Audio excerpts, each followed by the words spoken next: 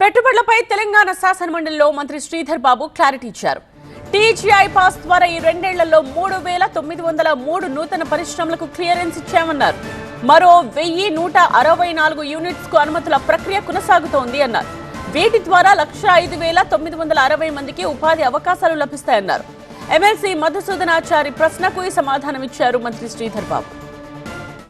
గత 2 సంవత్సరాల్లో TGI pass ద్వారా 3,903 నూతన పరిశ్రమలో అవసరమైన అన్ని క్లియరెన్స్లు ఇవ్వడమైంది అధ్యక్ష.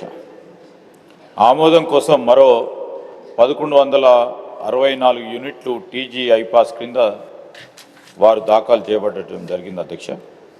వీటి అమలు ప్రక్రియ కొనసాగుతూ ఉంది అధ్యక్ష. బి ప్రశ్నకు సమాధానం అధ్యక్ష. ఈ నూతన పరిశ్రమల ద్వారా మొత్తం 105,960 ఉపాధి అవకాశాలు కల్పించబడతాయి అధ్యక్ష. సి ప్రశ్నకు సమాధానం అధ్యక్ష.